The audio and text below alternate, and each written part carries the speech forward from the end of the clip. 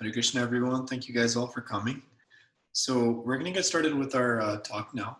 We're really excited to be able to reconnect with everyone. It's definitely been a while since we've all seen each other in person, but it's still nice to do this virtually at least. So we're extremely grateful to have Bhuta Bhavan Prabhu who's speaking today. He doesn't really need an introduction. I think he's been around and, but briefly, he's been a mentor for a lot of us. He's been inspiration, and he's been a regular speaker at a lot of our retreats.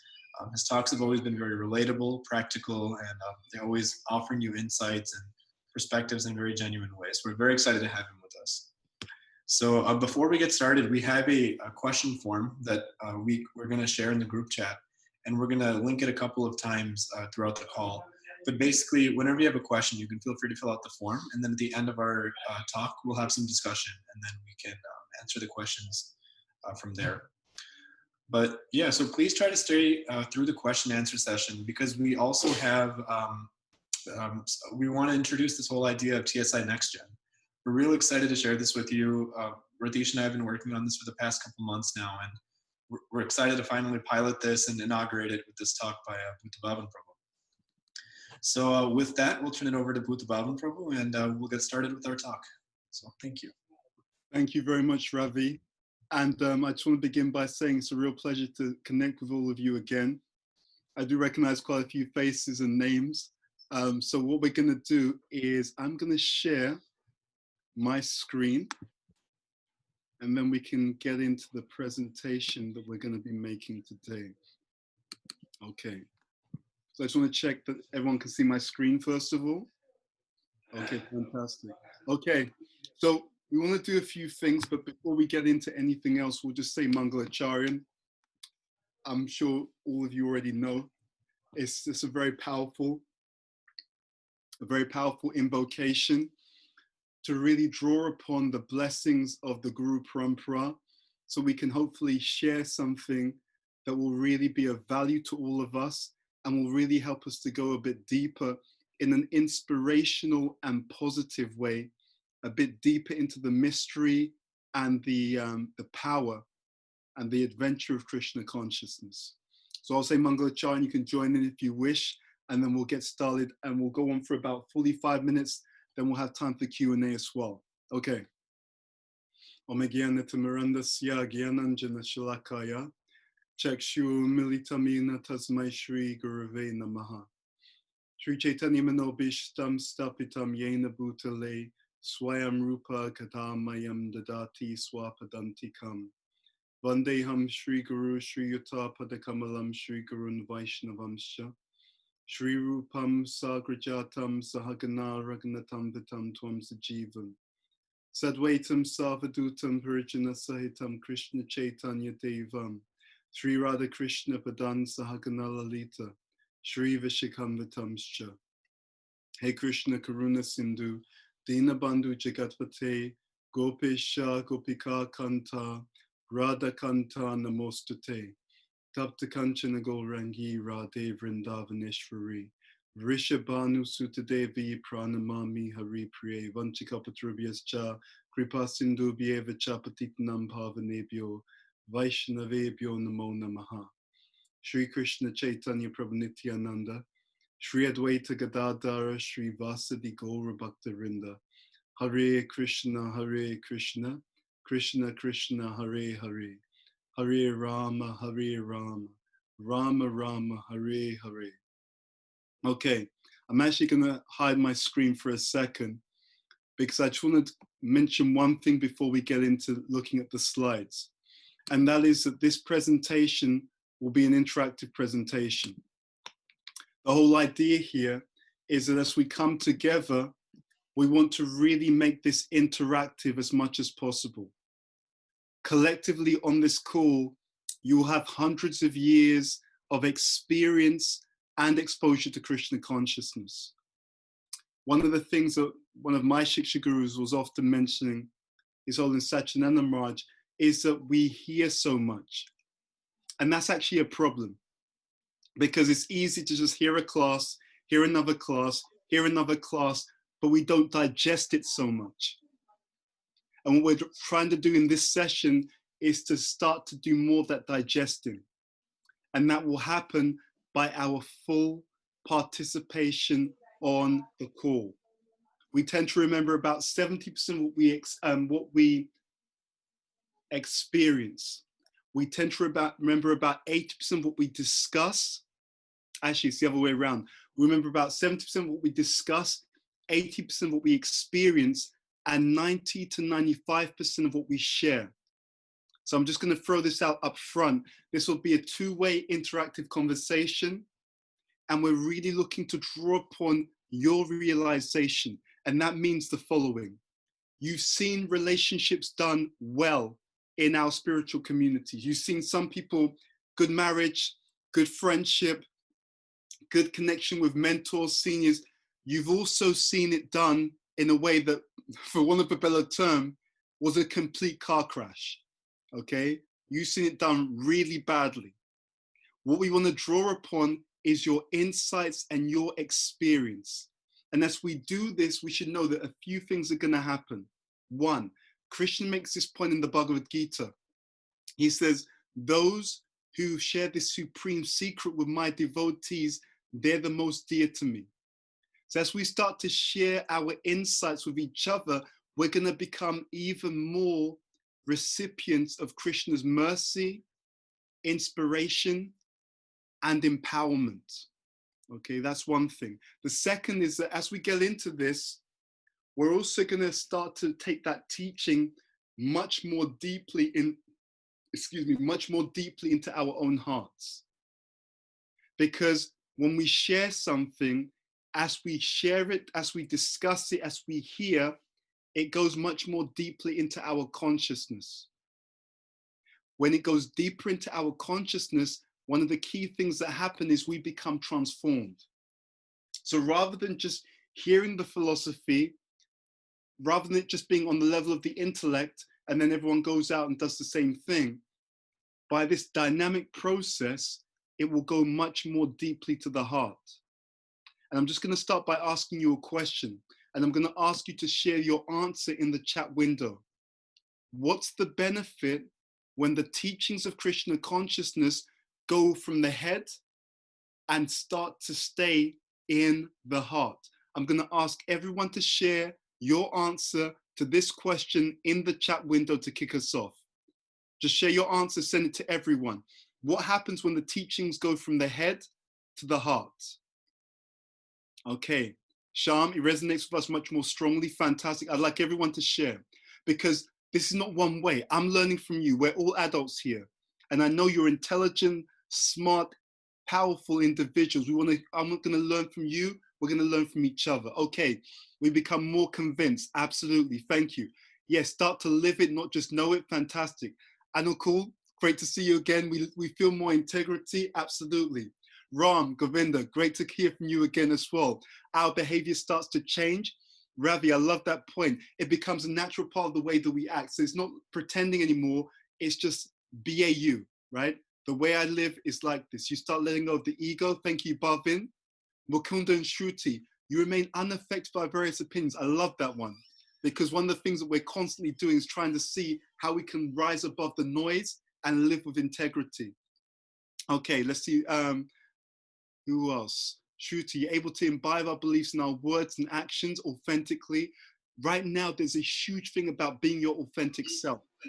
And this is one of the most powerful ways in which you can do this. I'm going to ask everyone to be on mute. There's no background noise. Thank you very much. Okay, we can see the divinity around us. Yes, Vivek. So this Manmana Bhava Bhakto, this idea of seeing Krishna, remembering Krishna. Because if we can see him, we're going to remember him a lot more. Okay, and it's easy to adapt to hardships. Absolutely, Yash. We're going to come back to that point about adapting to hardships a bit later on, but that's a key thing, because oftentimes, if we don't imbibe the philosophy, all that's going to happen is that we're going to be stuck when the theory hits the reality of the situation.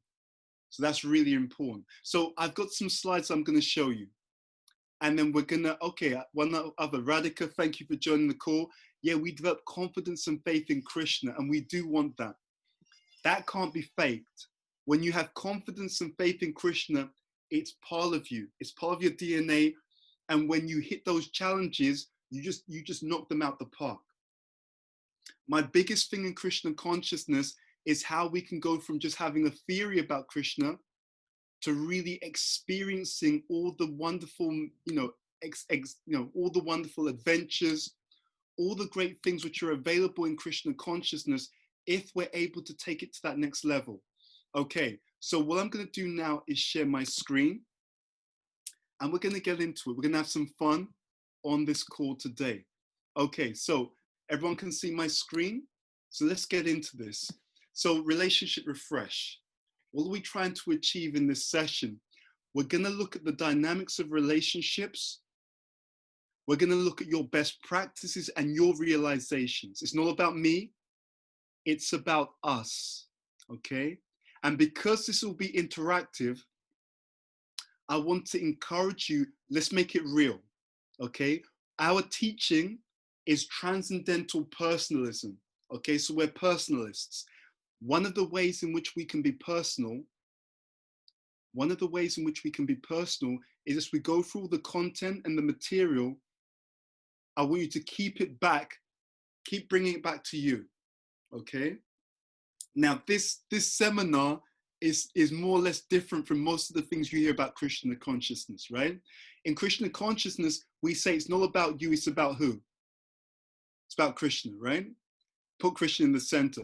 In this session, in one sense, it's all about you. In one sense, in this session, it's all about you because we're going to do open heart surgery. We're going to discuss, we're going to think, and we're going to hear and think, you know what? What applies to me? Where am I strong in these areas? And where are the opportunities for me to become much more powerful, spiritual, Krishna conscious, and therefore to live a much more adventurous life, a much more fulfilling life, a much more exciting life in Krishna consciousness. This is where we're going, and this is now how we're going to get there. Okay, so our first question. Why are relationships so important? Because anyone can say relationships are important. And we often hear this, right? You go to different seminars, yeah, sadhu sangha, blah, blah, blah. Let's make it real though. The first one we want to talk about is why. And I'm going to ask you to, first of all, share some ideas in the chat window and tune in. Think about what you've read. Think about pastimes or interactions you've had with devotees.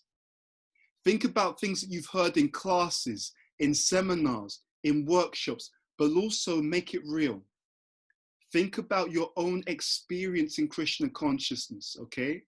What have you gained, or what do we stand to gain if we're able to develop healthy, devotional, spiritual relationships? I like your answers in the chat window, then we're going to start to explore what you've shared. Okay? Answers in the chat window. Why are these things important? What do we stand to gain in developing real Krishna conscious or Krishna centered relationships? Feel free to share your answers in the chat window and share them with everyone. And bear in mind, as we said, this seminar, we're going to ask you to share different things. So I'm going to draw upon different people as we go through the seminar. Okay, Sundari helps us develop faith. Thank you. Sham helps us to construct a network of support. Okay. I'm going to see any other responses. Why are relationships important? Why are we even spending our time talking about this stuff? Okay, Shruti, we can develop a sense of togetherness and strength. Okay, Ratish, feel love in a real and tangible way. Okay. Anukul, real relationships allow you to work through internal and external challenges, just like Arjuna and Krishna. Okay. Guys, I'm really inspired by everything you're saying. See, you guys should be giving the class, right? Let's be honest. You don't need me here because you have all the answers anyway. But we're going to start to explore some of these points, and we're going to do it in the following way. So on the screen, you can see 5 key points, and I'm going to ask Ravi or Ratish to create the poll, and you guys can just lead in terms of how they fill the poll in, because the key point here is we've got 5 key points on the screen. I want to know which of these 5 particularly stand out for you or resonate with you as a person, as a devotee. Okay, we're going to explore them all, but we're going to start by asking you what particularly stands out for you when you look at these 5 key points about why relationships are so important. Ravi and Ratish, how will they do the poll? It should be up now. Okay.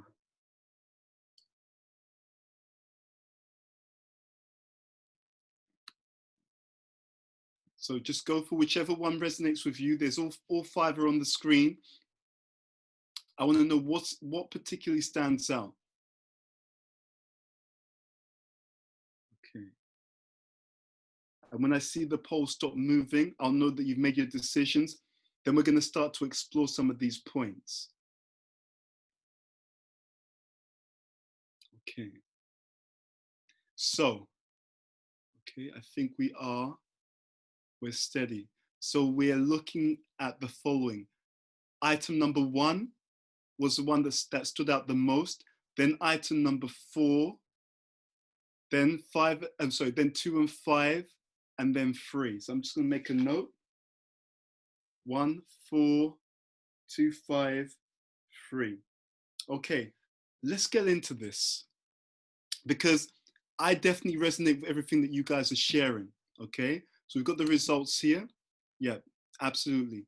1, 4, 2, 5, and then item number 3. So I'm going to clear this. I'm going to actually, okay, close that for now.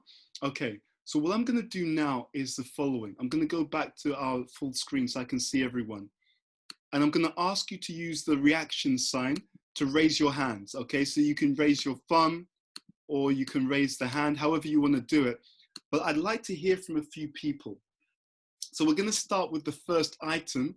And that first item was that it provides a chance, that relationships provide a chance for us to learn and grow by association.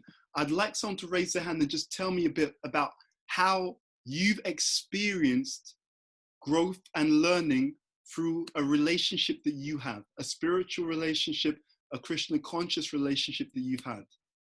Okay, it's going to be interactive throughout the whole session. I'd like to hear from someone to kick us off by sharing how they've grown. I'm going to scan until I see someone's hand up. Otherwise, I will just call people's names out because I can see all of your names on the screen. And it's too late for you to take your name off now. Okay. Any guesses, any sharing before I call your name? Anyone would like to share that?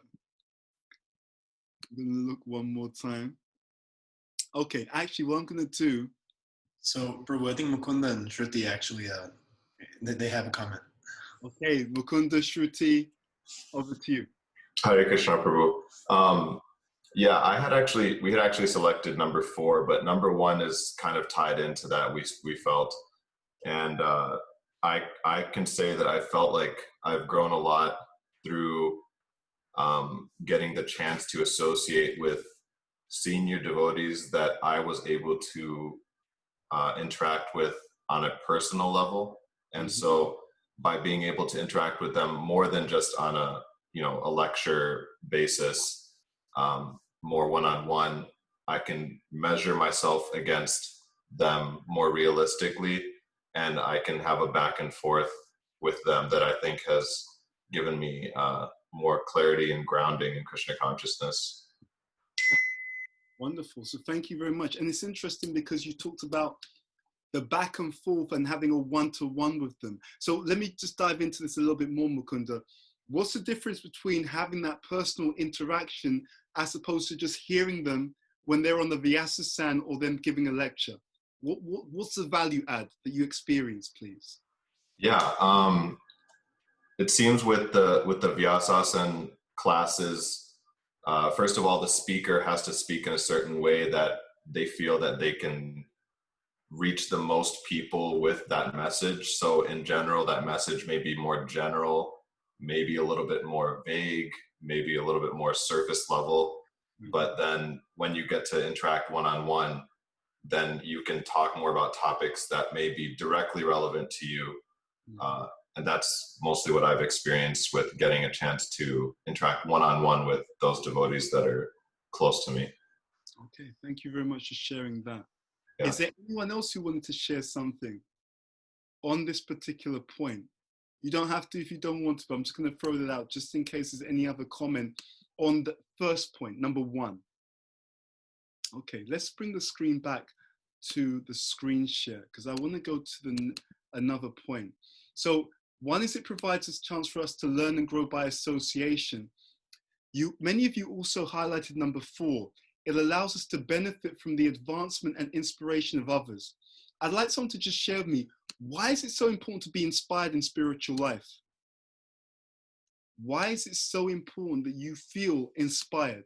Okay, we'd like anyone to just share the answer to that particular question. What do you feel, or what does it do for your life when you actually feel some real inspiration in Krishna consciousness?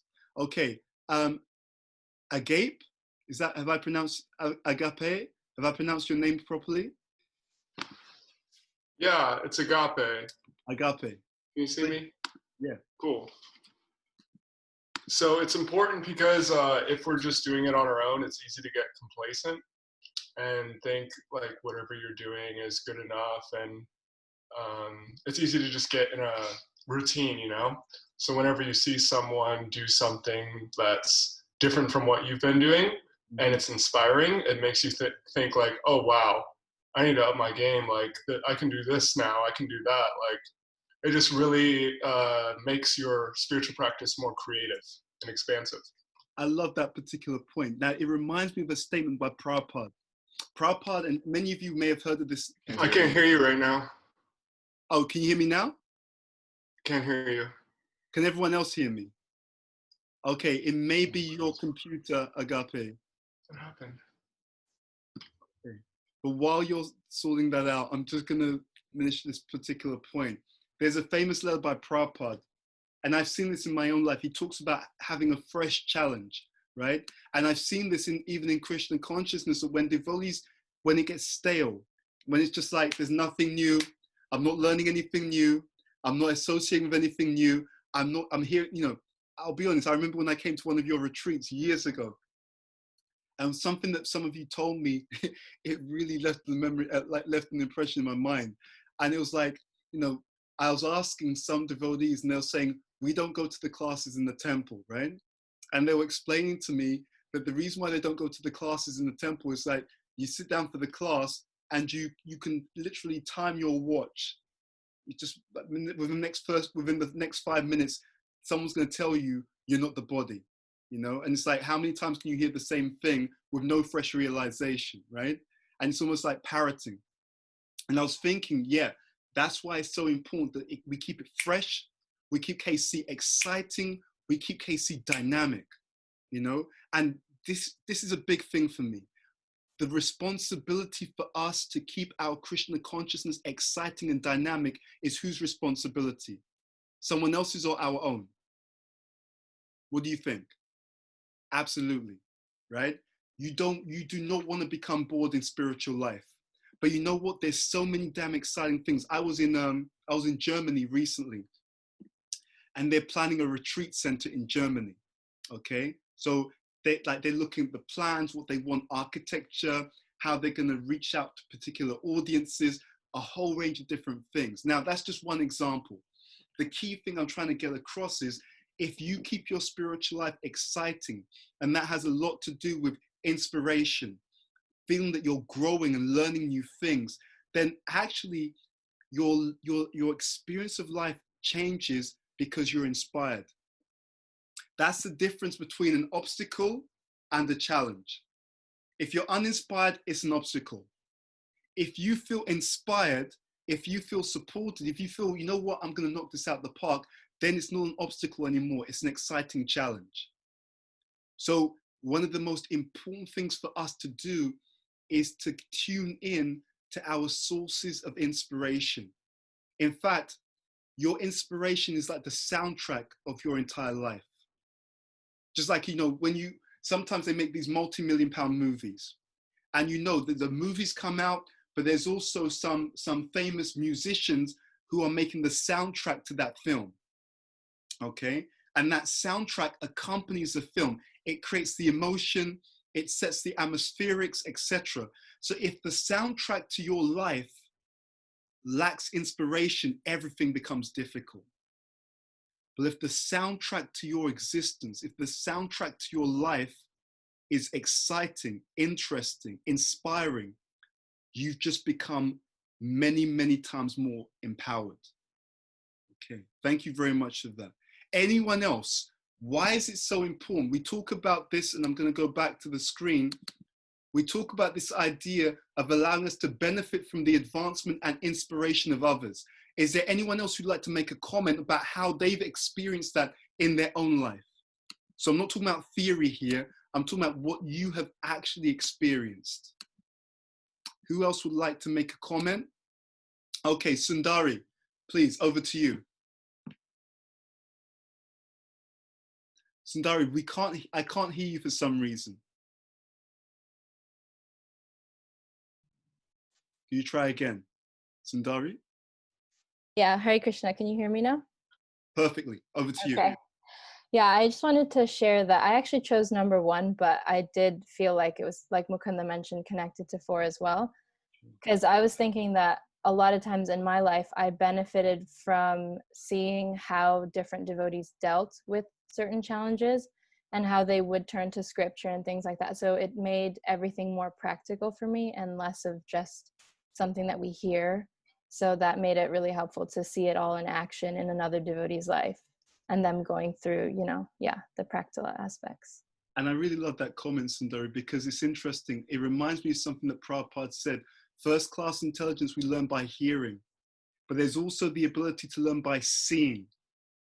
And there's also the ability to learn by experience. Sundari, which do you think is the least painful? Learning by hearing, seeing, or experience? Yeah, definitely seeing would be least painful. Also the most challenging, I think. Yeah. It's interesting, isn't it? Because I've seen this. So I'll be honest with you. I remember looking at so many devotees, and many of you actually are like this. When I see many of you, I can see you guys are old souls, man. You've been around before. So there's certain things that you shouldn't have to go through again, because it's just like, duh, you've been there, done that, got the t-shirt, move on. And that whole thing of learning through someone else's experience, that's a key part of it, because it's almost a form of spiritual acceleration, because you don't have to go through the bad relationship. Your friend got into a bad relationship. You've written, how the hell did he go into that situation? What did they do wrong? What were the warning signs? You can imbibe those lessons that next time when you're looking at a relationship, you can pick up these signs early and just avoid all of those issues because you're sharp. You're sharp enough to be constantly looking to learn. I remember reading something just recently by my own spiritual master. He said, someone who's a sincere and serious spiritualist, they can learn from everyone. They can learn from people who are doing things well, but they can also learn from people who are making mistakes as well, right? We can learn what not to do in a relationship, in our association as well. And that can help you to avoid all kinds of issues and all kinds of challenges. Thank you very much for that. I'm going to take 1 second and see, is there anyone else who wants to make a comment? If so, raise your hand. If not, we're going to step on from why relationships are important to look at another question. Okay, I can't see any hands raised. So we're going to move on to the next question, which is, okay, what makes relationships work? Okay, because yeah, we talk about relationships being important and so on. Actually, let's take it a step back. I want you to raise your hand. How many of you have seen relationships which really went badly? Right? Whether it's you or friends, family, I want you to raise your hand. How many of you have ever seen relationships in KC, right? So we're talking devotees. How many of you have ever seen relationships which really I mean, they really went badly. Okay, just raise your hand. Don't be shy. Okay, I can see. Interesting. I can see a lot of hands coming up. I'm included in that. I've seen it happen really badly. Okay, now let's break it down. Many of these, practically all of us, we're devotees, whether by birth, whatever it is, we're devotees of Krishna, we accept Krishna. So how is it possible that you can have people who are on the spiritual path, trying to be pious and spiritual and Krishna conscious? It answers in the chat window. How is it possible that people who are trying to be spiritual can have so many challenges in relationships? What are we doing wrong? What are some ideas? Put it in the chat window. I know you've got a lot of answers because you've seen a lot of this happen before. Break it down for me. Okay. Thank you. I want to see some of these answers. Okay. Mukunda and Shruti, we're human. Okay. Mecca, Aharini, yep, we don't have mentors. Yes, Agape, ego can definitely come in. Anuj, great to see you again. Lack of connecting to the mode of goodness consistently. Okay, Anuj, I'm going to ask you to elaborate on this first of all. What do you mean lack of connecting to the mode of goodness? And what do you mean by consistently? Why does it have to be consistent, Anuj? Haribol Prabhu. Haribol. Yeah, well, I think that at the level of mode of goodness, there's a sense of clarity around who we are, Yeah. a sense of self-awareness. And I think that's lacking. You even mentioned the other comments that especially when we're connecting to the lower modes, there's a lot of unclarity around who we are, what we need, those type of things. The ego is stronger. Mm-hmm. And so I think that that's extremely important, just one aspect of it. Absolutely. One of the things I've seen is that when people go into a relationship, especially if it's like for marriage, if they really don't know themselves, and we're not expecting us to know ourselves 100%, that's a lifelong journey. But it's important to know some significant things, because then I know what I need. It's not just what I desire. I know what I need in a relationship. I was doing some research on this, and there was one psychologist, and he was talking about how you have people who are highly introverted, right? And you may have someone who's highly extrovert, and they want to have this relationship. He said it can be a real issue, because when we talk about being introverted or extroverted, what we're talking about is where you get your energy from. So let's say you have a couple who are married. One is highly introverted. That means they love being by themselves, dude, right? They love being by themselves. In fact, if they didn't have to see anyone else, they wouldn't even see anyone else. They could change their number, no contact. They love it. In this coronavirus pandemic, there are many people who've been having the time of their life during lockdown. I don't have to see anyone, don't have to go into the office, don't have to look at anyone. They can be at a distance. The most I have to do is pick up the phone. This is my idea of heavenly planets, okay? But for other people, it's been some of the hardest periods of their life. Because if someone's an extrovert, they get their energy by being around people, right? Having that association in a very kind of,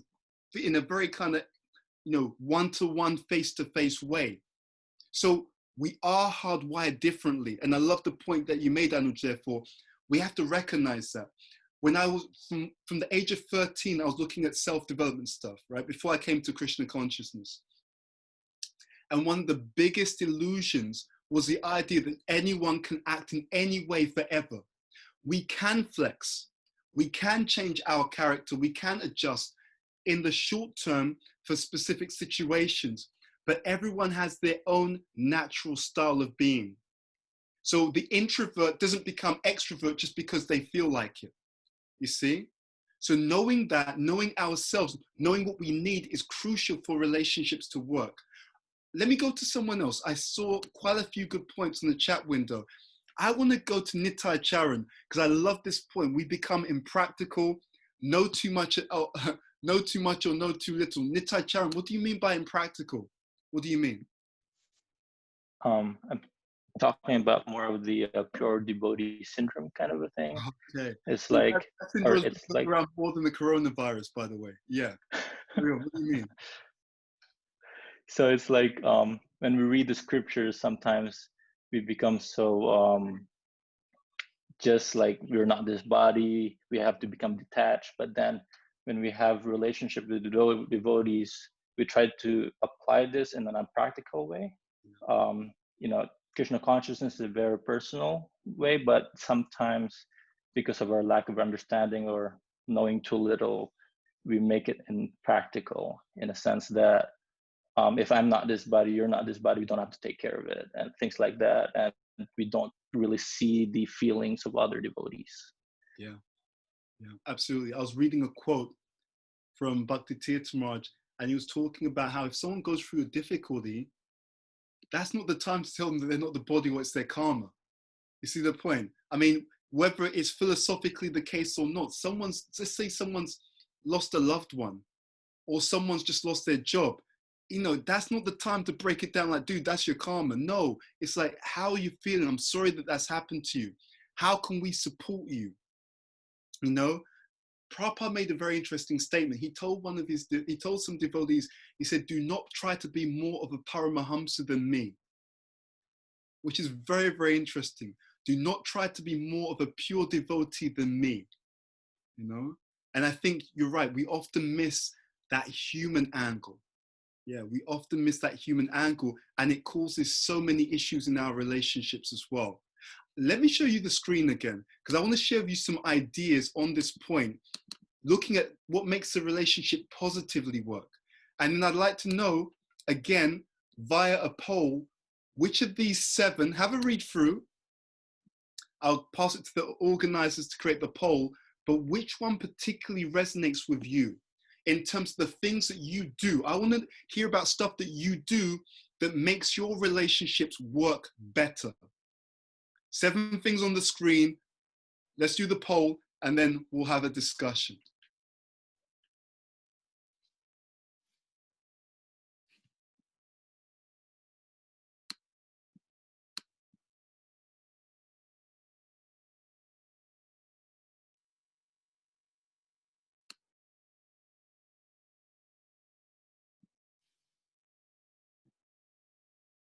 Which of these things particularly help relationships to work and stand out for you?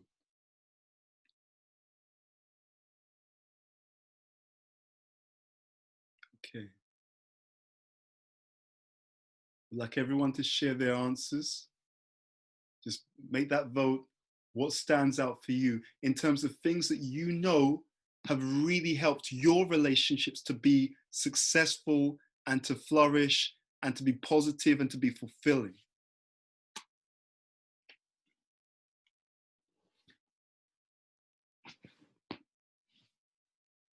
We'll give you a few more seconds because we do want to hear a few responses about this, what you know works, okay?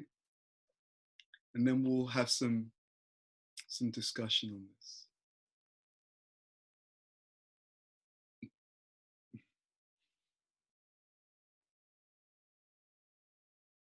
Okay. I might stop the poll early just because I'm conscious that there's a little bit more that we want to get through. But this is interesting. So especially the second point, which is interesting. Okay, so we're actually done. So the second point particularly stood out.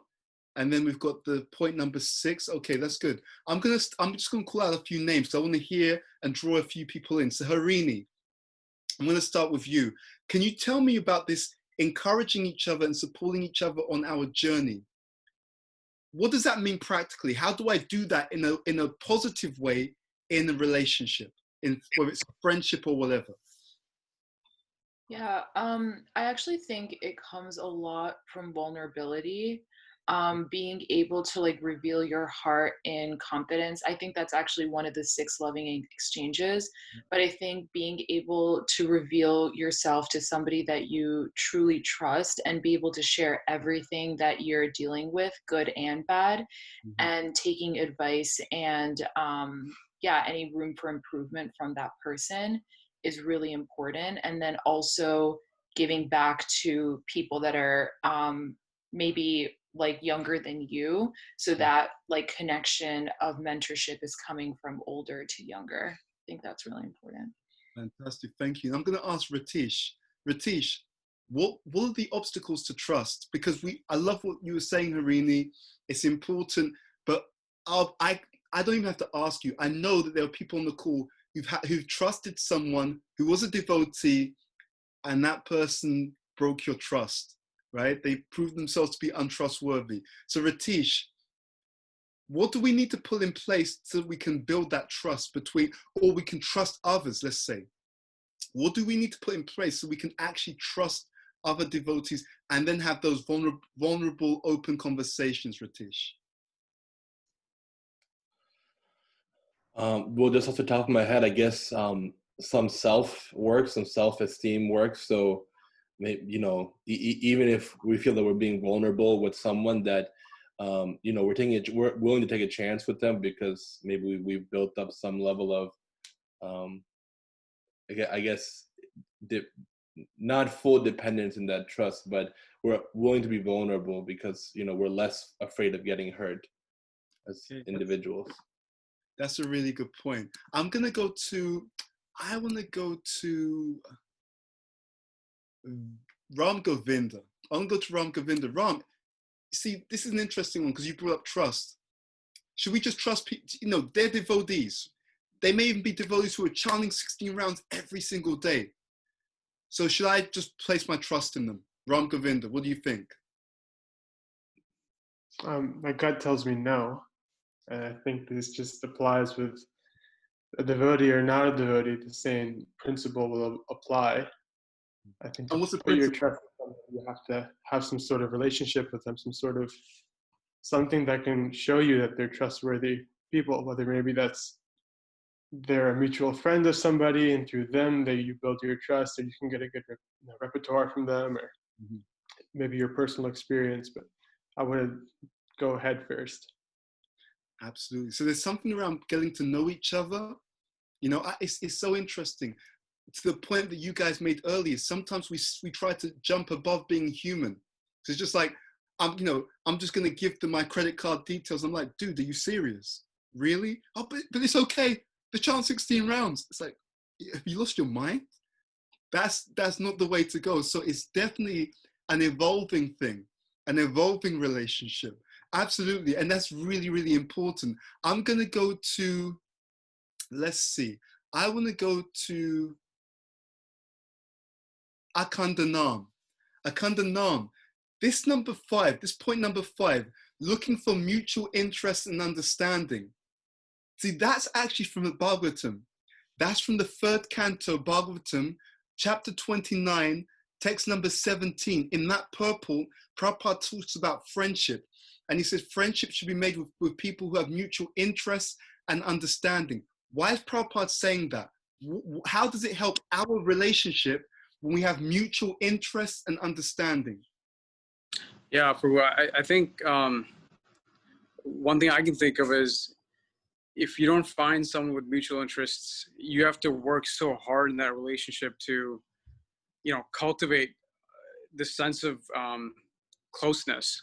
Because if you can't find those mutual things to relate on, to getting to that level of closeness, it's just that much tougher. And, you know, one example I can think of is, you know, at work, if you interact with people that don't have mutual interests, for example, you just can't ever develop that complete sense of closeness unless that's there. So that's my perspective. And just a follow-up question to Kandanan. Do you and another person have to have all the same interests, complete the same interests, and complete the same understanding in order to build that relationship? Does it have to be 100% equal, same in all respects? No, I don't think it has to be, you know, completely same, but maybe having similar values with that person will help get onto that, you know, path to developing that closeness, maybe. Yeah, absolutely. So there was a study on this, and this relates to this relates to relationships in terms of male-female. So first of all, our scriptures say that, by the way, that if the husband and wife have the same values, then what tends to happen is they have the same expectations and they're all growing in the same direction. So that's really important. there was a study done, and they were looking at couples who'd been married for a long period of time and happily married. So they were looking at quantity and quality. Quality is that they're happy, they've been happily married for a long time. Quantity means they've been married for decades. I mean, these were couples who've been married for 40, 50 years. And they did a study to find out what was it that allowed these couples to be so happily married. And to your point, Akandanam, it was exactly that. They found that the couples who had the same values, and I can send the article if anyone's interested in that. I can forward it to Ratish or to Ravi, and then they can forward it on to you. It was brilliant, and it's exactly what the scripture says. So our Shastra says that, because this is the interesting thing about our scriptures. Krishna controls the material energy. So when he explains through scripture, or when his pure devotees explain through scripture how the material energy works, he's explaining his own invention, right? It's like, I've designed it like this. So when you press this button, this happens. When you press that button, that happens. So absolutely. I was thinking this recently, that if we as a movement really understood that one point about really looking for people with similar values, or even in the world, if it was done in the world, you could cut the divorce rate by over 50% overnight. Overnight. It's that simple. I was just telling the guys at the beginning, before I started the presentation, I said I want to do a bit of a shameless plug for my Instagram, because also we've been doing these podcasts. And one of the things that we're starting to talk about is personality styles. And it's because we want to help people to know more about themselves, so that they can know how to understand themselves, how to understand other people, and how to relate. Because you can always find some mutual level of interest, but you should know who you're dealing with and what's important to them, so you can find a common ground. So Akandanam, thank you very much for sharing that particular point. I want to go to Raga. Raga, I'd like to ask you about having peer and peer association, junior association, and actually should be senior. So ignore that last one about friendship. So peer association, junior association, senior association. So Raga, why is it important that we all have all three different types of relationship, please? If you could share your thoughts, Raga, if you're on the line. If you're not on the line, I will go to someone else. In that case, I'm going to go to Vaishali. Vaishali, are you on the line?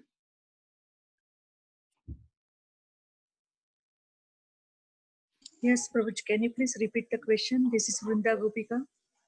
Vrinda Gopika, thank you for joining the call. So I'm asking, why is it important that we as devotees have good relationships with peers, so that people on the same level, good relationships with people who are junior to us, and good relationships with people who are senior to us? How does it help to have all three dynamics going on? Yes, Prabhu. Hare Krishna, Hare Bol, Srila Prabhupada, Srila Gurudev Ki Jai. Prabhuji, Senior Vaishnava Association, we learn from that. We grow from them. That's why it's very important for us. Like we are attending, basically I'm from Shri Radha Gopinath temple. So there is a counseling meeting, and we attend that counseling meeting. So we learn step by step Sisi Bhagavatam, Sisi Bhagavad Gita, Sisi Bhagavatam, Sisi Chaitanya Charanamrut. And learn and grow by day. And the second question is the similar Vaishnava, we can share Krishna Katha and whatever we learn from Shishi Bhagavatam, even our personal matter we can share with them. And sometimes our japa is not good, so we cannot share directly our senior Vaishnava, but we can share with our similar age Vaishnava or similar standard Vaishnava, so that and something happen in our office, we can share with them, and we learn from each other. We do japa together. And the third is the junior Vaishnava. So Prabhuji, nobody is senior and junior in the bhakti. I learn from our little Laddu Gopal and Shri Radha Gopi, small 1 to 6, 15 years old Vaishnava. when we are teaching them Sisi Bhagavad Gita sloka, I learn and grow day by day from them only. So Prabhuji, we need the association of 3 type Vaishnava, with similar Vaishnava, senior Vaishnava. We learn, we hear. So main thing, we regularly hear Shishi Bhagavatam or Shishi Chaitanya Charanamrut, and like a cow, we can see that cow when she's sitting afternoon time, whatever she eat in the morning, she's chewing.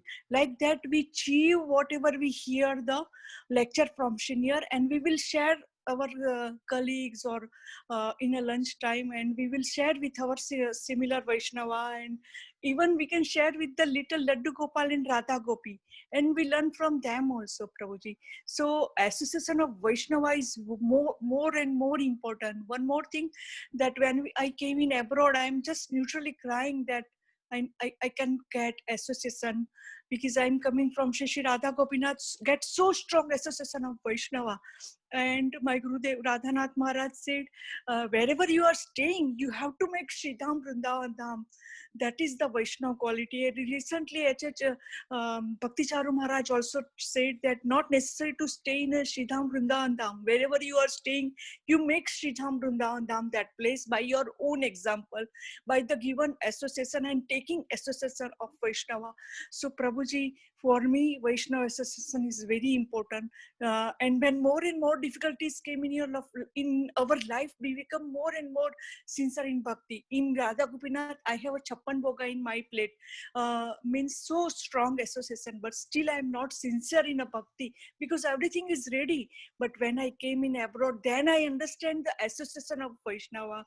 What is the importance of association of Vaishnava? And by Shri Radha Gopinath Mercy, I get such a strong association of Bhakti Sangha. We are 295 Matajis online. Every day we do japa together, morning Shri Bhagavatam together, afternoon class. So we are working also, and we are growing in a Bhakti Lata Bij, and learn from Acharya Bhakti Charu Maharaj, Bhakti Tirth Maharaj, Bhakti Radhanath Maharaj, Gopal Krishna Maharaj, Niranjan Maharaj. So inspiring. Whenever I get time, I read, I hear the lectures and share with my own family. Please forgive me, take more time. Hare Krishna, Hare Bol. Thank you. Prabhu. No, everything you're sharing is very, very wonderful. So thank you. I just want to be conscious, because I know there's a little bit more we want to cover before we open up for questions. But thank you. So I'll just add to that. So with our peers, as you said, we're able to reveal the mind. With our juniors, we're able to give back. We're able to pass on what we've learned, and still we will always pick up things as we're going through all those relationships. And with our seniors, and I know someone made the comment before, with our seniors, we can get that guidance. We can get that guidance, that experience, that insight as well. What I'd like all of you to do, if you have pen and paper, or you can do this on your phone, I'd like you to give yourselves a rating out of 10 for each of these 7 points. Okay, let's make it very real, because we often don't do this enough in terms of introspection. Look at each of these 7 points. Give yourself a rating between 0 and 10. 10 means you're very strong in that particular point. Less than 10 means that there's an area of opportunity. And when you're looking at this, this is one important last area. I don't care so much how you rate yourself.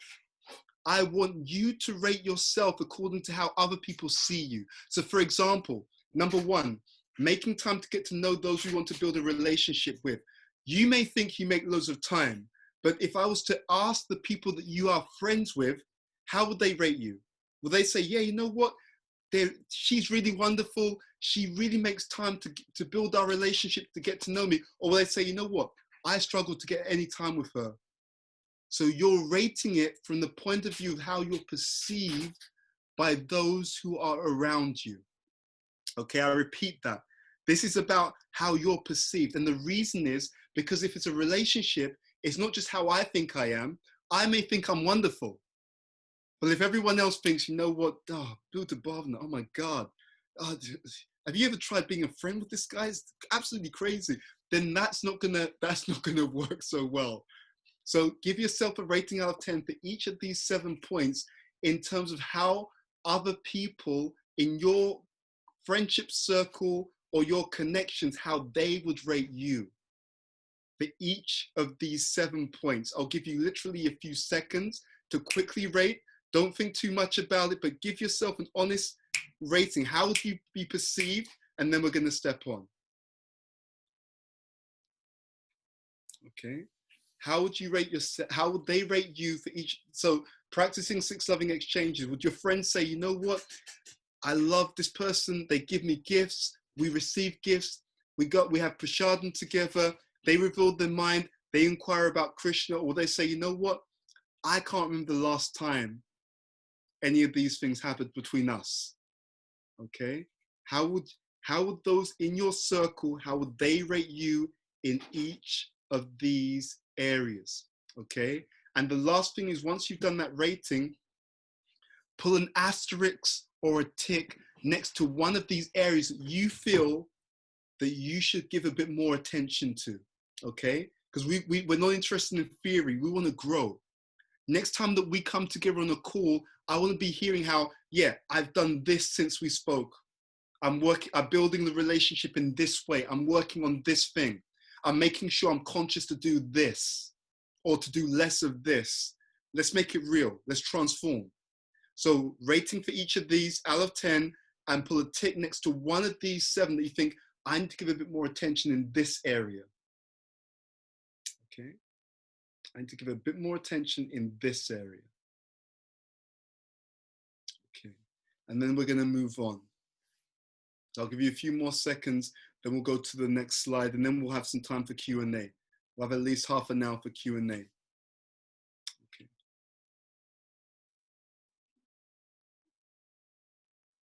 So let's move on to the next screen. So the question here is, what are the top relationship challenges? So let's just look at this. These are some of the key things that people say are major issues in terms of relationship. And what I'd like you to do is the following. Let's do this. So it's back. All I'd ask you to do is to put into the chat window which of these particularly resonate for you as a challenge, okay? Which of these have you seen to be a challenge that resonates for you? Type your answer into the chat window, send it to everyone. I'll get back to the screen just so you can see these again. So 1 is I don't have time. Number 2, no one gets me, man. It's just like, I'm just so unique. I'm so special. I'm so different. Like none of the devotees understand me. Number 3, no one wants to do what I want to do. Number 4, I don't know how to connect with others. Number 5, I'm okay. I don't need all that association. I've got my partner. I've got my wife. I've got my husband. I'm good. Or number 6, I have a family and career to take care of. What are the things which get in the way, which can be challenges in terms of devotee relationships? In the chat window, just let me know what particular challenges are you seeing on that screen that stand out for you, okay? Which ones stand out for you? I can see, okay, got a few answers. Let's have a look. Okay, I'm just gonna ask you to talk about these ones. Okay, so let's do this. Anukul Seva, which one stood out for you, please? For me, the first one. Yeah, now that's an interesting one because that one comes up all the time. So what do we do about this? If we know that relationships take time and we feel that we don't have time, any thoughts, Anukul? Well, personally for me, I've just tried to communicate my favorite ways of communicating with people. I think there is a sense of overexposure to instant communication, like on WhatsApp or whatever. So I try to kind of stay away from that and communicate right away that let's just speak on the phone for half an hour a week or something, but I won't be able to reply to you on WhatsApp for like a few days or whatever. So just sort of setting up that system and explaining my preference of communication has helped me deal with the time factor. Yeah. So Anukul, let me just dive into, because that's a very good practice. Why is it so useful rather than messages to actually get on the phone and actually talk? what does that add to your relationship? What have you seen that it adds to the relationship? Well, I think it makes you closer to the other person, just because hearing their voice, there's so much nuance in that itself. Personally, the reason I do it is because I just don't like typing too much. Like it's like, trying to explain a small thing, you have to write a whole essay, and then it's always misconstrued on the other end. Like, people don't understand what you're trying to say. So yeah, like I'm a very extroverted person, so I prefer just talking. And it's also interesting because when we have those relationships where we can speak more directly, there's less chance for misunderstanding. The number of times I've seen devotees get into a conflict because someone sent something on the WhatsApp, and it's like the other person took what was messaged and took it the wrong way. And then it became a whole back and forth negative thing. And I'm like, dude, just pick up the phone and talk to the person. If you speak to the person directly, you can have a real-time conversation and clear the air. So that's really important. I'm going to go to Priyadarshini. Priyadarshini, which of these 6 particularly stood out for you, please? I guess right now I would say the career aspect, just because it's something I'm focusing on. Okay.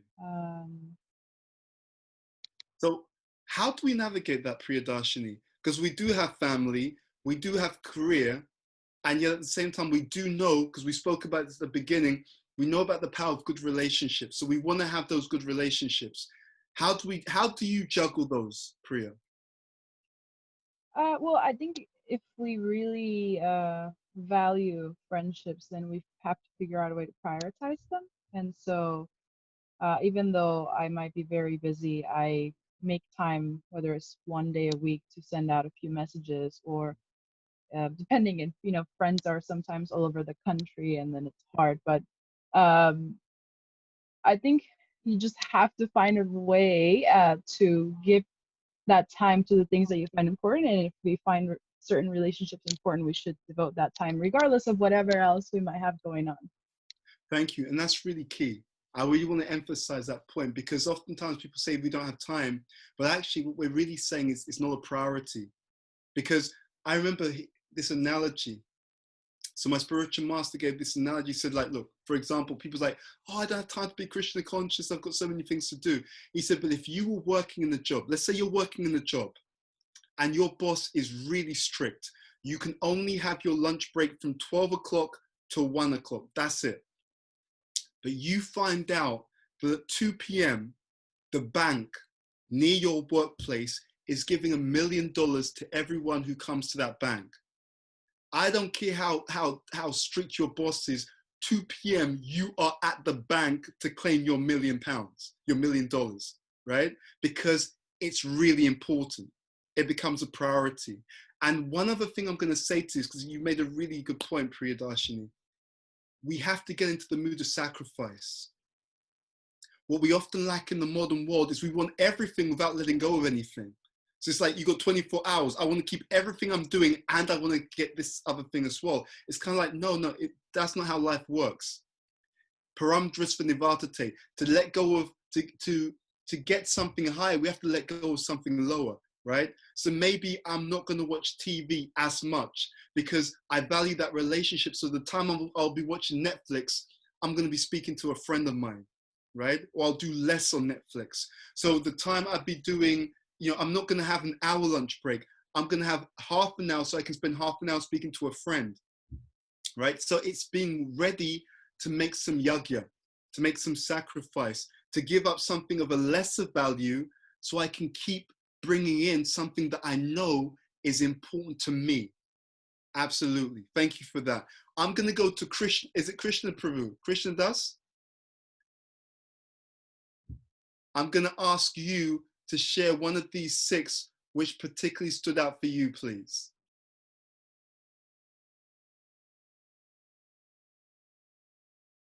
Okay, maybe not Krishna Das. Let me go to someone else, actually. I think I may have got the name slightly wrong. Let's go to, I'm going to ask Ravi. Ravi, with anything different that stood out to you from this list? Yeah, I think for me, the one that I most resonate with is probably the first one, where I don't have time. I think, a lot of times it's a cop out. I think if I had to be completely honest, if I wanted to make time, I could probably make time to invest in relationships and, talk to people who I don't regularly speak to. But I think, to be completely honest, sometimes like I am really busy and it's hard to make time for myself. Mm-hmm. But I think it just, for me, sometimes it's a struggle balancing, prioritizing, making that time for other people. So I think that's the one, the biggest challenge for me. So Ravi, let me just ask you about that one. What would be the benefit? Let's say it's us two, right? So we're in a friendship and we need to make time for each other. What's the value of us if we get together on a one-to-one conversation and think, okay, I've just started a new job, I'm working these hours. Let's have a discussion about how we're going to make things work in terms of staying in touch and where we're going to find the time. What would be the value just by having that open, honest conversation up front? Look, something's about to shift in my life. I'm going to be more busy than I've been. Let's have a talk about what this could do to our relationship and how we're going to make sure we stay in touch. How does that help you and I, Ravi? Yeah, so I think, the biggest advantage is, it avoids a little bit of miscommunication from like the other person's side. Because, if you don't at least touch base and let the other person know, then they might, make assumptions that, you're no longer a priority in their life, or they might jump to conclusions that you don't even intend to, that you don't even like feel. So I think just by being honest in the first place and kind of even saying that you're going to be busy or not available for some time, I think even that in itself is very helpful and avoids potential miscommunication. Absolutely. Absolutely.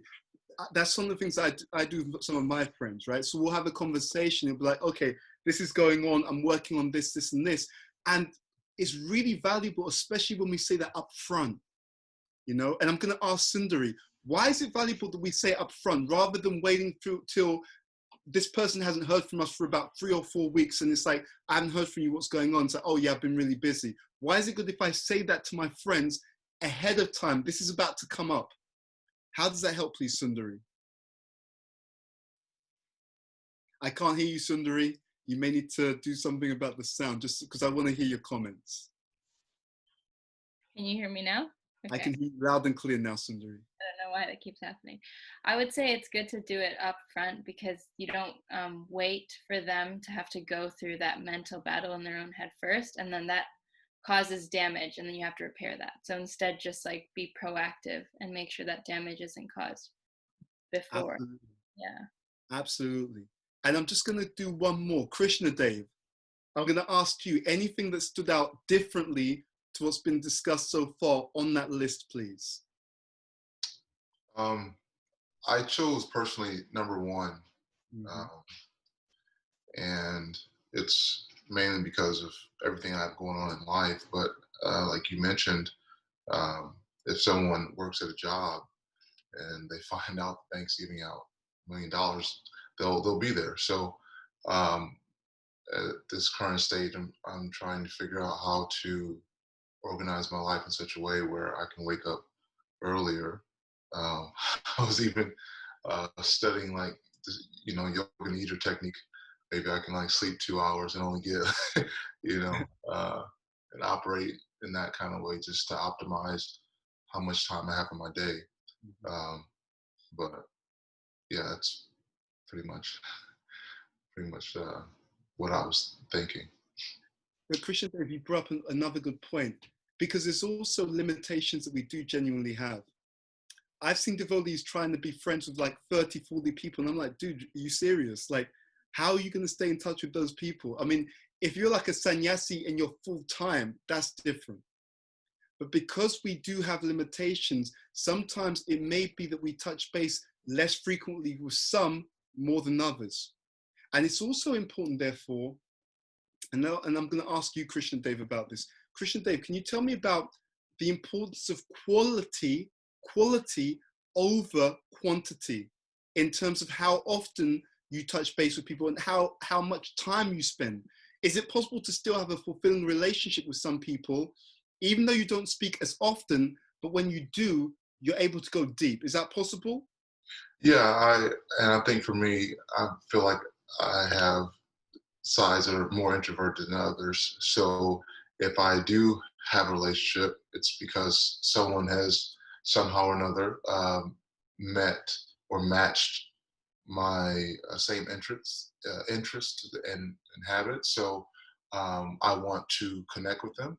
So if I do connect with them, I try to find ways in which are tangible for me, and also reciprocal for the other person, so that we can also feel a connection and it's sustainable.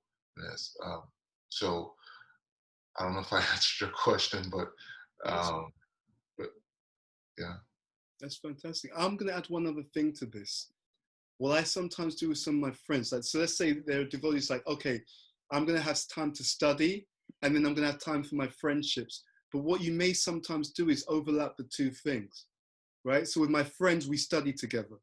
So we have that association with that connection, and I go in my hour of studying of Bhagavatam or studying Prabhupada's books. So I'm still building the relationship. I'm still feeling that we're connected, but it's also because we're achieving more than one thing at the same time, you know? So it could be also, there's some service I need to get done, right? And I want to spend time with this friend. Okay, let's do the service together, you know? So we're catching up, we're doing something. Let's say we're helping out the temple, we're helping with the cooking at a feast, but we're also spending some time catching up and speaking, right? It may be someone else. It's like, okay, I need to do my japa. Let's go for a japa walk together, right? So sometimes it's not time for one thing, then time for something else. Sometimes these two things can coincide. And therefore we still feel the connection, we still feel the camaraderie, and we're getting other things that we need to get done together at the same time as well. Okay, I'm gonna stop there because I wanna also make sure we have some time for questions. And so I'm gonna pause, and I'm just gonna throw it out for any questions that may have come from the form that was sent out earlier. So I'll go to the organizers and we'll see where we go from there. Yes, thank you, Prabhu. I was gonna say, if anyone has a question they want to ask in person, since, you know, again, we're encouraging interaction, you can raise your hand and we'll see it. But we'll start with some questions from the forum. Okay. So we have a question here from Rupasagar. Would you suggest an approach on how to solicit feedback from devotees? Sometimes we fear being judged, and that inhibits us from being open. Yeah, so the thing is, this is really good. So that point, that was something my spiritual master did, and I do that. And I'll be honest with you, it's incredible. Let me explain how it works. When we talk about feedback, people assume often it's negative. It doesn't have to be negative, right? So let's start with the positive. There's a science to feedback. It's found that if you want to build a really healthy relationship, there should be 5 pieces of positive feedback to every 1 piece of negative or developmental. That's the first thing. So what I always advise devotees, catch people doing the right thing, right? Don't just wait for something bad to happen in the relationship, then suddenly, Prabhu, I need to talk to you about something. No, right? Because, see, otherwise we become like a bad boss. What's a bad boss? The bad boss is someone, you're working day in, day out, you're doing a great job, no one says anything. But the moment something goes wrong, suddenly all hell breaks loose and everyone wants to talk to you. And it's kind of like, dude, what's going on here? I've been working in this job for 5 years, doing a great job, you've said nothing. But the moment one thing goes wrong, suddenly everyone wants to talk to me. So I'm always telling devotees, proactively look to catch people doing the right thing, right? That devotee who's your friend, when you see them do some service really well, like there's nothing wrong saying, dude, I just want to say the way you gave that class or the way you led the kirtan, I thought was incredible. Thank you, right? Or I really loved the insight that you shared with me. I found it really insightful for this reason. And you know what's amazing about this? When you have that proactive approach, you will find that people trust you. And you know what's amazing when they trust you? You don't have to go looking to tell them when something needs to be improved. When people trust, I had a call before this session with a friend of mine, right? So we read together. And on the call, he said to me, Bhuta Bhavana, what do you think I need to work on? Right? I didn't bring it up. He brought it up. And he said to me, he said, the thing is, he said, and I said to him, I said, look, dude, I'm just one person. When I give you feedback, I'm not expecting you to take my feedback. I'm offering you the gift, and you can do however you want, because I'm not always correct. This is my perception. This is how things come across from my perspective. And he said to me, I'm saying this in front of my deities, right? He said to me, Bhuta Bhavana, he said, you're one of the few people, if you gave me feedback, I wouldn't evaluate it because I trust you, right? And I was thinking, how do we develop that trust? Yeah, catch people doing the right thing. There's a study on this also. The study was, and I teach leadership development and training, right? So we have all these studies and all the research around this, and we don't do this in ISKCON. We don't catch people doing the right thing. We only talk when something when something's gone wrong, and that's all wrong. So feedback can be positive, first of all. And I know for myself that I have to build that trust with another person. I have to show you that I'm on your side, okay? I'm not just saying something because I've had a bad day, I'm feeling a bit moody, you know, I don't like you. No, I'm your servant. So I know that this is how I see it personally. I have to earn the right to give that developmental feedback. So I try to earn that right every day by being encouraging, being inspiring, being uplifting, giving people time, giving people energy, right? To show you that actually I care about you. I love you, bro. I'm on your side. I want to see you go back to God, probably more than you do. And if I've demonstrated that in my day-to-day relationships, then if something does need to be said, I've already built the relationship, right? So therefore, when I say, okay, dude, one thing I think needs to be worked on, you know it's coming from the right place because I've not waited till the negative situation before I speak to you. Okay, that's the first most important thing I'd say. We don't do that in our movement, but think about ISKCON. Think about our communities. If in our day-to-day spiritual lives, we were catching people doing the right thing. Just think how powerful that would be, right? And then if people then have to be told something that's developmental, I guarantee you they'll take it a completely different way. Completely different. I've seen that in my own life, right? Oh, sometimes people complain, oh, the devotees don't take feedback. No, they do take feedback if the relationship's good. If they trust you, if they like you, if they know that you're on their side, you know. And then to add to that is how we say it. So I was speaking to a group of leaders recently, and I asked them this question. I said, how does timing play into feedback? Okay, and I'm going to ask you that question. Just someone to raise their hand. How does the timing affect how people take your feedback if it's developmental? Any answers, you can just raise your hand. Anyone who wants to share? Was it Agape? Did I see your hand go up? Yeah, I was actually listening to one of your lectures earlier about mental health, where you were talking about, am I the right person to say this? Is this the right time? Or something else. Am I the right person to say this? Yes. Should I say it right now? Yeah. And does it need to be said at all? Exactly. And so we're talking about right now, is it the right time? Yeah. I think the example you gave is with someone's in bereavement, and you have some feedback for them and it's not positive feedback, might not be the best time to tell them because they're in a different mental state where they can't fully process what you're saying.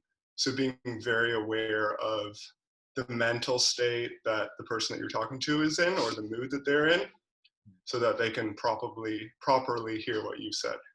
Absolutely. So, and one of the easiest ways is just to ask people, how are you doing today? How's the day been going? Right? Because if I get a sense that, okay, they've had a really tough day, right? You know, they've had some bad news. They found out that someone who's related to them has got symptoms of coronavirus. I can see by their body language, they're under stress. Is that the time for me to give them that? You know, oh, by the way, someone complained about the way that you led the kirtan. Is that the time to break that down? I don't think so. You see, so it's really, this is looked to emotional intelligence, spiritual intelligence. Prabhupada was like that. People don't know. Prabhupada was a genius. You know, he's so incredibly attuned. because of his connection with Krishna and because of his love. That's what real love does. Real love attunes you. You get a feel for where people are coming from because you actually care. You actually give a damn. Because you actually care, you notice these other things. And that then informs how you deliver the message. So that's on one side. The other side about feedback is that, you know what, it's a huge gift. I can tell you in my own life, feedback has changed my life. I had the darshan. I was called into a meeting with one of my Shiksha gurus. This is a sannyasi. We were in Belgium, in Radadesh. So he called me and my wife into the room. And I tell you honestly, this was maybe 3 or 4 years ago. He gave me feedback that changed my life. It was incredible. And it was positive and developmental. He helped me to focus, right? Bhuta Bhavana, you're at a stage in your spiritual life where now you should focus in this way. It was a game changer, promise you. So Krishna uses the devotees that you're open to give you the answers that can help you to really move up to another level. Yeah. So I would encourage you, actually, go out to those friends and family that you trust. And you should have someone, you should have some people that you trust, and ask them, what would you like to see more of? Right? What would you like to see less of? So what do you think I should be focusing on a bit more? Right? What do you think I could adjust so that I can grow in spiritual life? And if you show them that you're mature enough to take what they're saying in a healthy and open and honest way, you'll be surprised what they'll tell you. Right? Honestly, it's a game changer. If you want a real exciting adventure in spiritual life, start speaking to the devotees like that. Say, you've known me for some years now. What do you think I should do more of? What do you think I should do less of? See, the way you ask the question is important, by the way. Right? I was listening to Bhagavatam earlier today. First canto, chapter 2, I think it was text number 6. Anyway, if it's not text number 6, it's one of the purples in that area. And Prabhupada says it's all about questions and answers. All about questions. He says the birds in the morning, the birds are asking questions and answers. It's all about the questions that you ask. If you ask the right questions, your life will be amazing, crazy. If you say to people, just imagine this as an example. You go to devotees who really know you, and you say to them, what do you think is the single most important thing for me to work on to become to make maximum advancement in spiritual life? Think about that as a question. What is the one thing that you think is the most important thing for me to work on that will really help me to take my spiritual life to the next level? What one thing? You'll be amazed on what they'll tell you. So for me, I find that incredibly exciting, because what I've experienced in my 25 years or so of practice, that stuff is incredible. I had advice from Satyananda Maharaj, Tamal Krishna Maharaj, Bhakti Tirtha Maharaj, Chandramuli Maharaj, Radhanath Maharaj, that's just changed my life again and again. Like literally throughout my entire spiritual journey. Bhakti Charo Maharaj, he gave me advice. So I'll say, don't worry about how other people are saying it. You reach out to the people that you trust. You find people that you trust. Because you may or may not get feedback from someone that you take seriously what they're saying, okay? Don't worry about that. You be proactive. I wrote an article just recently. Actually, it's your sister, Ram Govinda, your sister actually. So she has this newsletter. And I wrote an article for the newsletter, and it just came out this morning. And it was all about the ability to be transformed by asking the right questions and therefore changing your dialogue. So I was talking about how I keep a journal. So I write to my spiritual master and Prabhupada. I've been doing that for more or less 25 years. And what it allows me to do is to see my internal dialogue on the page. Right? I get to see, this is how I'm thinking on the page. And just by having conscious awareness about that, it helps me to change some of those patterns. Because for me, I and I see this with devotees all the time. Many of us, our internal dialogue, it's counteracting what we're reading in the books. So I may have an internal dialogue, oh, you know, no one loves me, I'm not lovable. And then in the books, Prabhupada is saying Krishna loves everyone, okay? But because my internal dialogue is opposing that, I'm actually counteracting what I'm hearing in the scripture. So just by being aware and by asking people, people may say, you know, Bhuta Bhavana, you know what? I've noticed that you tend to do this. I'm not sure if you're aware of it, but if you were to change this to this, you would be able to make a lot more spiritual advancement. I'm like, dude, I'm all about that. Give it to me. And what's amazing, what's really interesting is when you hear the similar message come from more than one devotee. That's very, very interesting, because then it implies actually it's not just their opinion. Everyone's saying the same thing. Dude, you need to really tune into this one. So when I started the podcast, I was going to call it Annual Savers on the call. So we had a session together, and my first idea was call it The Real Podcast. And then I had different devotees saying like, Bhuta Bhavana, why are you calling it The Real Podcast? You should name it after yourself.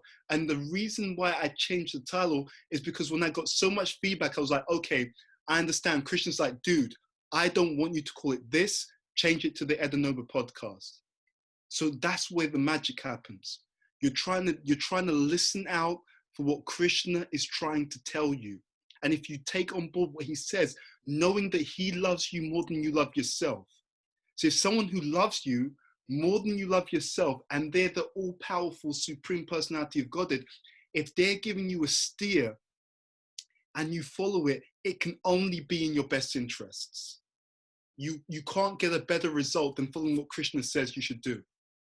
So that's where it gets exciting. Okay, so those are some thoughts around how we do the feedback thing and how we do it effectively. Any other questions or comments? Yes, I think we had a couple more questions. I know we're coming close to time, but if you're okay, but we'll go maybe 10 minutes over. Yeah.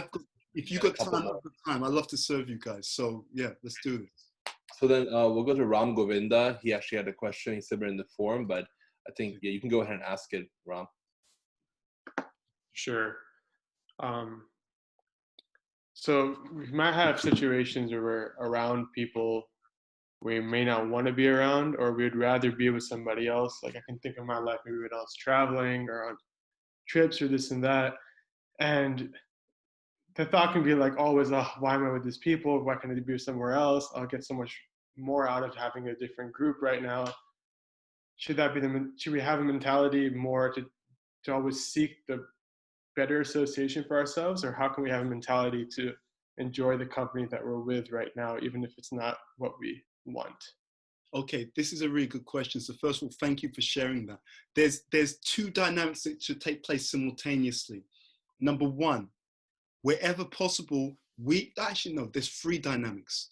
The first one is because we want to make progress in spiritual life, because we want to develop our relationship with Krishna, then whenever we can have association with advanced devotees, we should take it. That's point number one. But that's one of three ingredients, okay? So there's not one thing in it separately. So that's one ingredient. Second, we should try to be the higher association for others, okay? That's the second one, okay? And number three, the third is, this is really important, by the way, as well. We should understand that Krishna is always involved in our lives.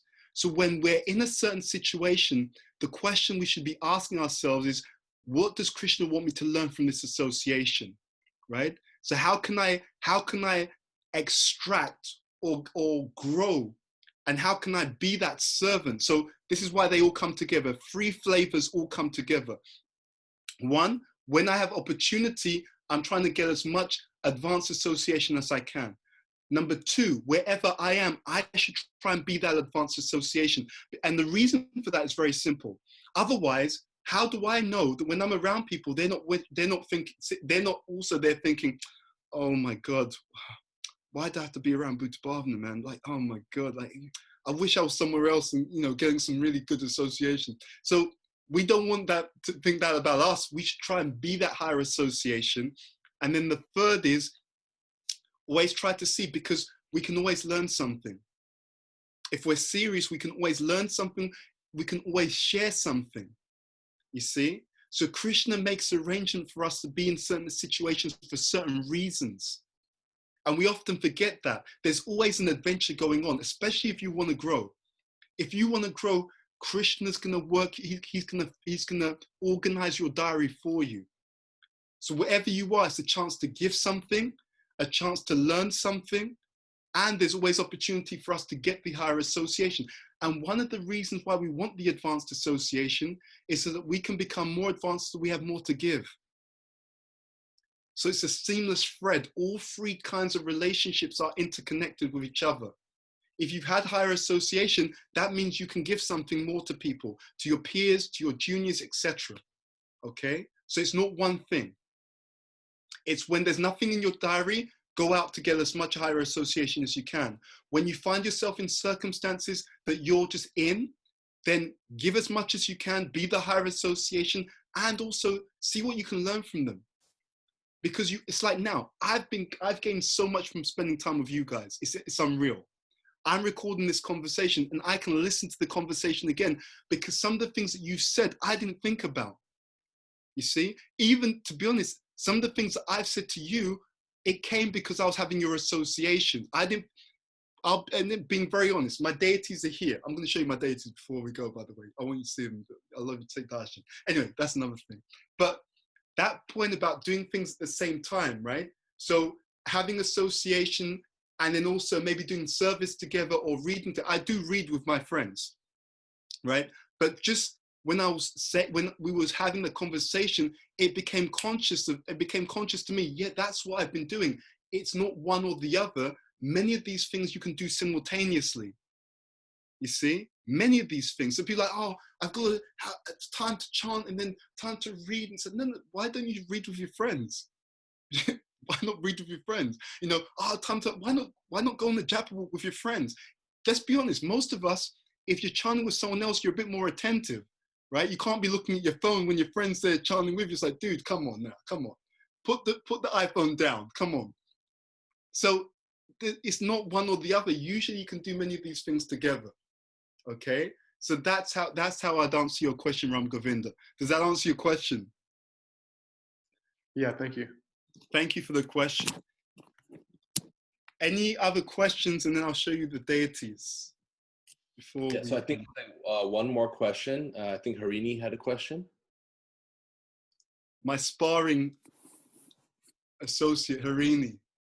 My associate, we're associates in terms of we work in the same institution. So, yeah. Thank you, Prabhu. This has been like such an incredible class.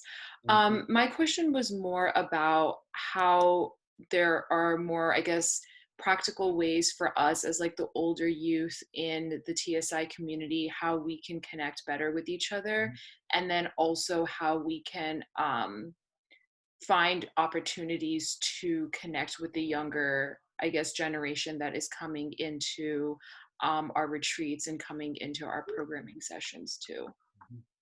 Wonderful. Yeah, so to be honest, when you said that, immediately something came to mind.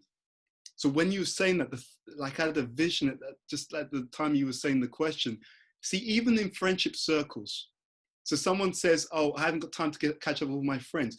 Now, what are we doing on this call? We've got 37 people on the call.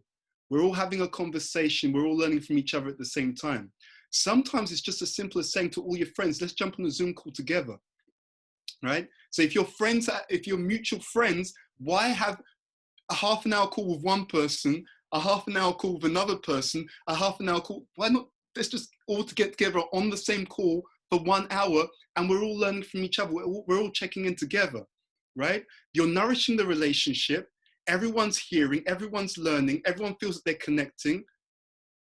Do you see what I'm trying to say? And so to your point, Harini, this is why I love speaking to you guys. There's so much we can do, you know? I love coming on these calls because I get the benefit of your collective intelligence. I don't have all the answers. You've read things that I've not read. You've heard classes that I've not heard. But if we come together, Krishna's going to make miracles happen. And I know that you have Krishna in your heart. And I know that when we come together, and I'm sure, how many of you have experienced that? When devotees come together with the right mood, you just get these like insights, inspirations, ideas, and it's just stuff that you couldn't have thought about by yourself, right? So this is how we'll take over the world, dude. This is how we're going to really make amazing things happen in our life and in the life of other people. It's when devotees come together, open-hearted, with the right mood, trying to support each other and build each other up, then you see miracles will happen constantly, right? And this is what we need to do with the younger generation as well, right? But we have to do it, especially putting them in the center. This is my big thing. So I've been studying leadership. I teach leadership.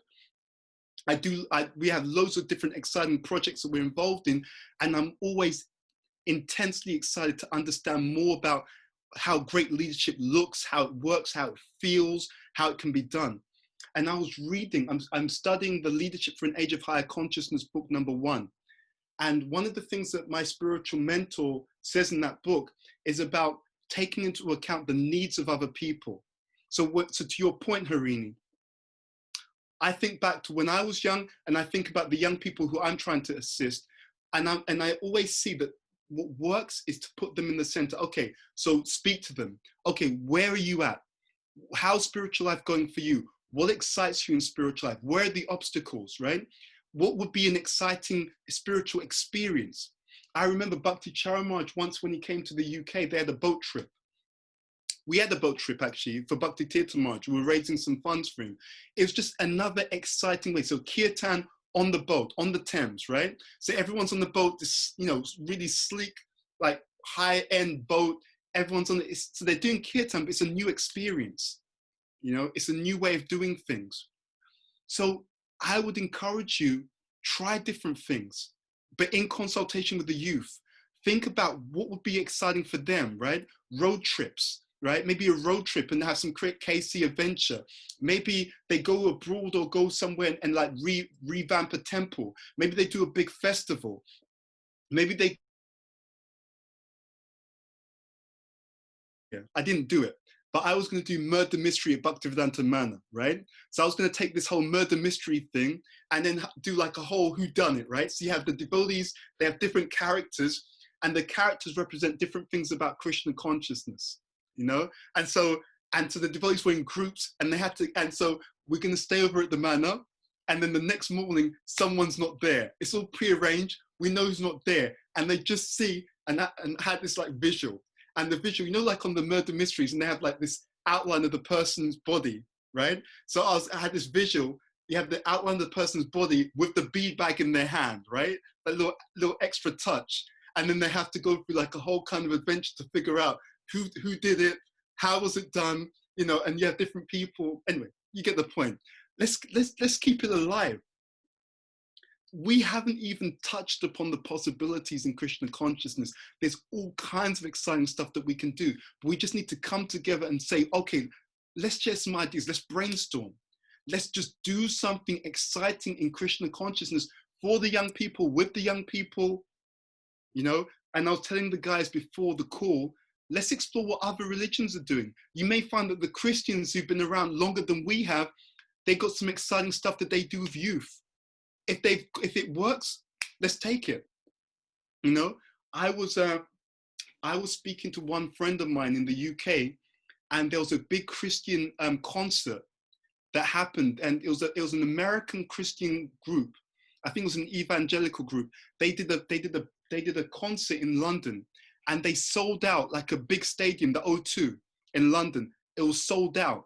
I mean, it was rap, there was like gospel, like rock, all kinds, and it was packed out, jam-packed. And my friend was thinking like, we're gonna do something like that. We're gonna get the funding, hire out the stadium, advertise it, do something on a large scale like that. Obviously, I think they're gonna start small and then build up. And I was thinking, yeah, that's a great thing to do. So the youth means dynamic, right? You guys are young, don't get me wrong. And also the people just the age below you, it means dynamic. Have fun in Krishna consciousness. What you want to do with youth is make memories, exciting, attractive, inspiring memories, you know, because those memories will fuel them now and fuel them in the future, you know.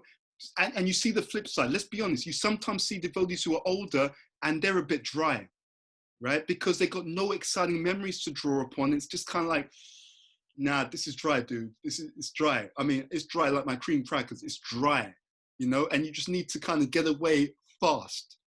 We don't become that person, right? So let's explore, innovate, try different things, look and see what other groups are doing.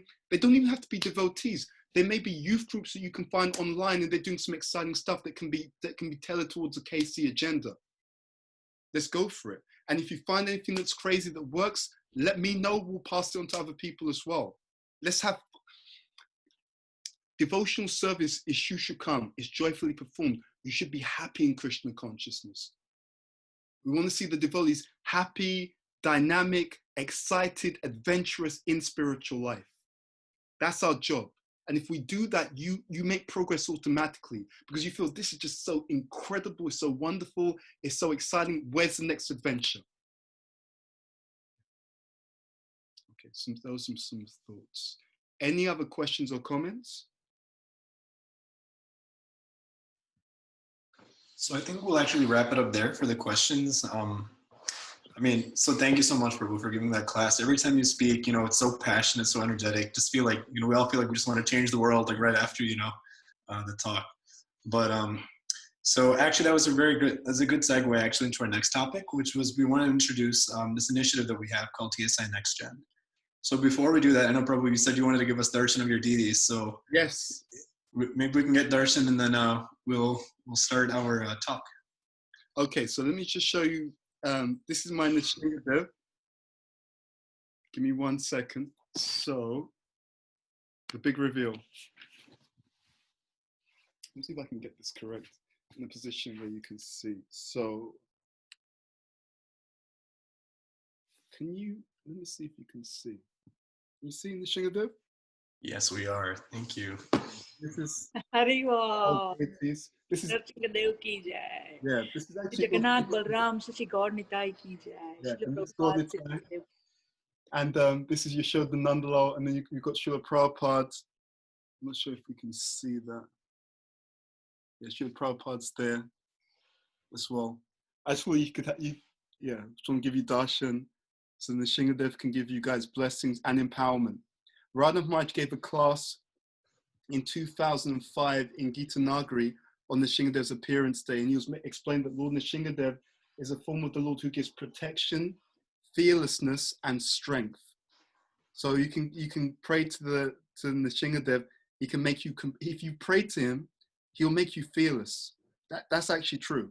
If you pray to him sincerely, he can remove all the fear from your heart. And there's a very nice verse in Bhagavatam, 5th canto, chapter 18, text number 8, where that prayer is requested to ask Nishingadev to remove all the nescience from our hearts so that we may become fearless in the struggle for existence in this material world. So yeah, just thought I'd give you darshan.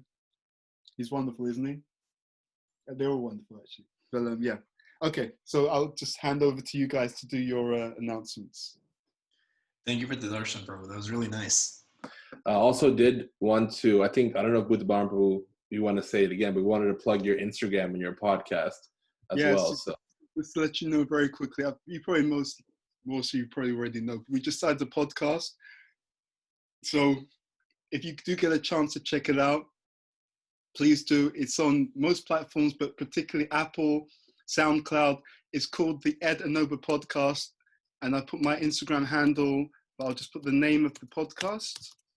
And yeah, if you could leave a comment, a review, if you could share, that would be really gratefully received. And yeah, we'll be sharing a lot more over the coming weeks and months, which I think will be of interest and value. And it's really taking some of our spiritual teachings and looking at how they can be applied practically in our day-to-day lives in various capacities. So please check it out, subscribe, like, share, whatever you do.